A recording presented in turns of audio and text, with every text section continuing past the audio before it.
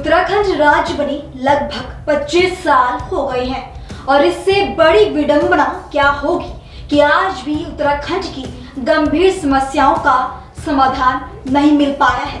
बात अगर उत्तराखंड की राजधानी की करें तो उत्तराखंड की कोई स्थायी राजधानी नहीं है।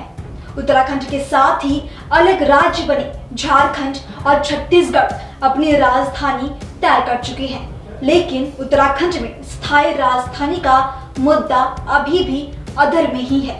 उत्तराखंड में केवल स्थायी राजधानी ना होना ही एक बड़ी समस्या नहीं है, बल्कि राज्य में बढ़ता पलायन भी एक चिंता का विषय बनता जा रहा है। और आज हम देवों की भूमि देवभूमि उत्तराखंड के प्राकृतिक सुंदरता के पीछे छिपी कुछ बड़ी समस्याओं के बारे में बात करेंगे। नमस्कार, स्वागत है आपका शो आज का एजेंडा में। मैं हूं आपके साथ सुहानी बहुगुना। शो की शुरुआत से पहले एक नजर इस वक्त की हेडलाइंस पर। शाहरुख खान को मिली जान से मारने की धमकी, बांद्रा पुलिस स्टेशन में दर्ज हुआ केस। नोएडा के जीआईपी मॉल की चौथी मंजिल से कूदकर महिला ने की आत्महत्या, जांच शुरू। पराली जलाने वालों पर अब लगेगा 2 गुना जुर्माना, केंद्र सरकार का फैसला। उमर अब्दुल्ला को चुनौती, झारखंड और महाराष्ट्र में बोलकर दिखाएं कि भारत का बंटवारा चाहते हैं, स्मृति ईरानी का बड़ा बयान। दिल्ली के सराय काले खान गैंगरेप केस में 3 आरोपी गिरफ्तार। देवभूमि उत्तराखंड न केवल अपनी प्राकृतिक सुंदरता बल्कि अपनी सांस्कृतिक विरासत के लिए भी जाना जाता है। हालांकि कुछ दशकों से देवों की ये भूमि एक गंभीर समस्या का सामना कर रहा है और वो है बढ़ता पलायन। बेहतर रोजगार और बेहतर जीवन यापन की तलाश में उत्तराखंड के लोग लगातार दूसरे शहरों में पलायन कर रही हैं। क्या है पलायन के मुख्य कारण? इस पर बात करने से पहले जानते हैं हमारे आज के एजेंडा के 5 बड़े सवाल। क्या थम पाएगा उत्तराखंड में बढ़ता पलायन? स्थायी राजधानी या केवल चुनावी स्टंट? बुनियादी सुविधाओं का अभाव आखिर कब तक? कैसे रुकेगा पलायन? एक यक्ष प्रश्न। स्थायी राजधानी का सवाल कब तक रहेगा अनसुलझा? हम बात कर रहे थे पलायन के मुख्य कारणों के बारे में, तो आपको बता दूं कि उत्तराखंड में पलायन का पहला कारण है कृषि संकट, क्योंकि जलवायु परिवर्तन, भूस्खलन और सिंचाई के अभाव ने कृषि उत्पादकता को प्रभावित किया है, जिससे किसानों की आय कम हुई है और वो खेती छोड़ने के लिए मजबूर हुए हैं। दूसरा कारण है शिक्षा और स्वास्थ्य सुविधाओं का अभाव। ग्रामीण इलाकों में अच्छी शिक्षा और स्वास्थ्य सुविधाओं की कमी ने लोगों को राज्य से पलायन करने पर मजबूर किया है। तीसरा कारण है बुनियादी सुविधाओं का अभाव।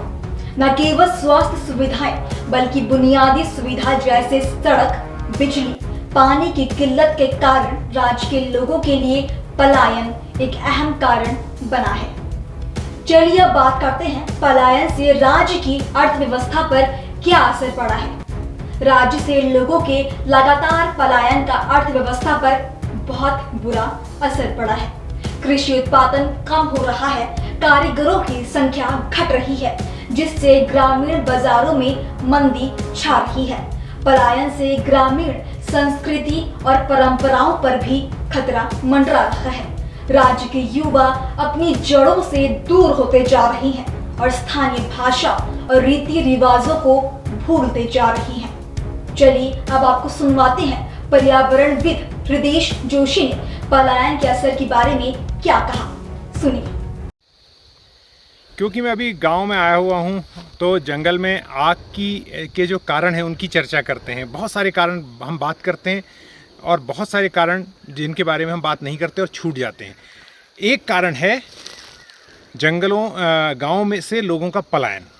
अब देखिए, इस गांव में मैं हूँ, ये गांव मेरा ही गांव है और यहाँ पर चारों ओर आप देखिए खेत जो हैं बंजर पड़े हैं, क्योंकि सारे लोग पलायन कर गए। मैं खुद भी एक दोषी हूँ, मैं भी इस गाँव में नहीं रहता, लेकिन हमारे परिवार में कुछ रिश्तेदार अभी हमारे चाचा वगैरह रहते हैं। ये पेड़ देखिए जंगल में, ये सब जले हुए हैं और यहाँ बहुत सारा हिस्सा मैंने देखा बहुत आग लगी हुई है। तो क्या होता है कि जब पलायन हो जाता है, खेतों में लोग काम करने नहीं आते, जानवर चराने नहीं आते, तो लोग जब आएंगे ही नहीं और कोई एंथ्रोपोजेनिक एक्टिविटी जो है किसी आदमी की भूल से जो आया इधर टूरिस्ट चाहे आया उसने बोन फायर की या सिगरेट जलती हुई छोड़ दी, आग लग गई, तो चाहे पाइन की पत्तियां हो, चाहे बांज ओक की पत्तियां हो, चाहे कोई भी हो, तो वो आग को के बारे में सूचना देने वाला भी कोई नहीं है। तो पलायन एक बहुत बड़ा कारण है जो क्योंकि फॉरेस्ट डिपार्टमेंट के पास स्टाफ नहीं है, उनके पास वो कहते हैं कि फायर वॉचर इतने नहीं हैं, उनके पास इतने संसाधन नहीं हैं, तो उन्हें पता तो चल जाता है जंगल की आग के बारे में, लेकिन वो जब तक पहुंचते हैं उस जगह तो काफ़ी देर हो जाती है। तो पलायन यानी लोगों का, समुदायों का गायब हो जाना जो है वो एक बहुत बड़ी वजह है जो आग की घटनाएं लगातार इतनी बड़ी संख्या में हो रही हैं और बार बार हो रही हैं। हालांकि उत्तराखंड सरकार ने 2017 में पहाड़ों में पलायन की स्थिति का अध्ययन करने और इसे रोकने से जुड़े सुझाव देने के लिए उत्तराखंड ग्रामीण विकास एवं पलायन निवारण आयोग का गठन किया। पलायन आयोग की एक रिपोर्ट के अनुसार 2018 तक उत्तराखंड के पौड़ी जिले में 821 गांव और पूरे उत्तराखंड में 3,946 जनशून्य थे। इस रिपोर्ट के अनुसार कुल 1,18,981 लोगों ने 2018 तक पलायन किया था। इनमें से 71% से ज्यादा की उम्र 25 से ज्यादा थी, यानी कि वो मतदाता रहे होंगे। ये संख्या 2019 के लोकसभा चुनाव में गढ़वाल में पड़े मत प्रतिशत से 11% ज्यादा है। उत्तराखंड के ज्यादातर पर्वतीय जिले पलायन की समस्या से जूझ रहे हैं। हालांकि कुछ जिले ऐसे हैं जहां ये समस्या विशेष रूप से गंभीर है। इनमें से कुछ प्रमुख जिले उत्तराखंड के गढ़वाल मंडल के पौड़ी गढ़वाल, रुद्रप्रयाग, चमोली, उत्तरकाशी और कुमाऊं मंडल के पिथौरागढ़ और अल्मोड़ा है, जो पलायन की समस्याओं से सबसे अधिक प्रभावित हुए हैं। उत्तराखंड में बढ़ते पलायन को रोकने के लिए राज्य सरकार निरंतर प्रयास करती आ रही है। अलग अलग योजनाओं और नीतियों को लागू कर पलायन को रोकने की कोशिश कई बार की जा चुकी है। इन योजनाओं में से कुछ मुख्य योजनाएं मुख्यमंत्री पलायन रोकथाम योजना, उत्तराखंड पर्यटन उद्यमी प्रोत्साहन योजना और कौशल विकास मिशन है। वैसे इन योजनाओं के लागू होने के बाद कुछ हद तक राज्य में पलायन की रफ्तार कम हुई, लेकिन अभी भी कई चुनौतियां बनी हुई है। इन चुनौतियों से निपटने के लिए सरकार को और अधिक गंभीरता से काम करना होगा। साथ ही स्थानीय समुदायों और गैर सरकारी संगठनों को भी इस दिशा में सहयोग करना होगा। लेकिन वो क्या उपाय हैं जिनके कारण राज्य सरकार उत्तराखंड में पलायन को बढ़ने से रोक सकती है? आइए उस पर भी बात कर लेते हैं। राज्य के युवा दूसरे राज्यों में पलायन ना करें, इसके लिए राज्य सरकार द्वारा पर्यटन, कृषि, हस्तशिल्प और अन्य क्षेत्रों में रोजगार के अवसर पैदा किए जाने चाहिए। सिंचाई सुविधाओं का विस्तार, कृषि तकनीक में सुधार और किसानों को आधुनिक कृषि उपकरण उपलब्ध कराए जाने चाहिए। ग्रामीण इलाकों में स्कूलों और अस्पतालों की संख्या बढ़ाई जानी चाहिए और इनमें गुणवत्तापूर्ण शिक्षा और स्वास्थ्य सेवाएं उपलब्ध करानी चाहिए। बुनियादी सुविधाओं का विकास यानी सड़क, बिजली और पानी जैसी बुनियादी सुविधाओं का विकास करना जरूरी है। स्थानीय संसाधनों का दोहन यानी कि स्थानीय संसाधनों का दोहन करके ग्रामीण अर्थव्यवस्था को मजबूत बनाया जा सकता है। युवाओं को सशक्त बनाना, युवाओं को कौशल विकास प्रशिक्षण दिया जाना चाहिए ताकि वो रोजगार के नए अवसरों का लाभ उठा सके। शो की शुरुआत में मैंने उत्तराखंड की कोई स्थायी राजधानी न होने का भी जिक्र किया, जो कि बड़ी हैरानी की बात है कि देहरादून में राजकाज की सारी व्यवस्थाएं होने के बावजूद इसे स्थायी राजधानी घोषित करने की इच्छा शक्ति या साहस कोई भी सरकार नहीं दिखा पाई। जहां बीजेपी ने गैरसैंण को ग्रीष्मकालीन राजधानी घोषित किया, तो कांग्रेस इसे स्थायी राजधानी बनाने की वकालत कर रही है। लेकिन हकीकत ये है कि उत्तराखंड की स्थायी राजधानी अभी बनना तो दूर, इसकी विधिवत घोषणा भी नहीं हो पाई। सत्तासीन होते रहे दोनों ही प्रमुख राजनीतिक दलों ने जन भावनाओं को हवा देकर इस मुद्दे पर राजनीति तो जमकर की, लेकिन स्थायी राजधानी का सवाल जस का तस है। समाधान करने की बजाय इसे हर बार आगामी वर्षों या यूं कहिए कि अगले चुनाव तक के लिए टाला जाता रहा है। राज्य आंदोलन से उपजी जन भावनाओं ने गैरसैंण को स्थायी राजधानी के रूप में देखा, लेकिन कभी दीक्षित आयोग की रिपोर्ट तो कभी चुनावी समीकरणों का हवाला देकर इसे लटकाया ही जाता रहा है। गैरसैंण की बहानी दरअसल पर्वतीय सीटों का गणित साधने की जुगत भिड़ाई जाती है। राज्य की कुल 70 सीटों में से गढ़वाल और कुमाऊं मंडल में पर्वतीय प्रकृति की ओर पहाड़ी आबादी वाली सीटों की संख्या 40 से अधिक है। अन्य 10 सीटों पर भी पर्वतीय जिलों से संबंध रखने वाले मतदाताओं की संख्या अच्छी खासी है। यही वजह है कि गैरसैंण के बहाने दोनों मंडलों के पर्वतीय क्षेत्रों को संदेश देने की कोशिश की जाती है। ये बात अलग है कि राजनीतिक दलों की ये सोच अभी तक मतदाताओं के मत व्यवहार को प्रभावित करती नहीं दिखाई दी। प्रदेश में हरिद्वार जिले की 11 और उधम सिंह नगर जिले की 9 सीटों पर गैरसैंण मुद्दे का प्रभाव ना के बराबर रहा है।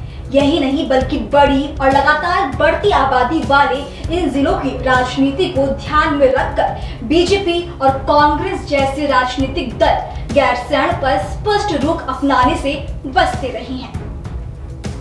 स्थायी राजधानी के मुद्दे पर दिखाई जा रही हीला हवाली पर प्रसिद्ध पर्यावरणविद पद्म विभूषण डॉक्टर अनिल प्रकाश जोशी ने कहा कि यदि मंशा सही है तो कहीं से भी बैठकर कुछ भी किया जा सकता है, और ऐसे ही पहाड़ के विकास के मामले पर भी है। लेकिन प्रश्न ये उठता है कि कौन कितनी गंभीरता से काम करता है।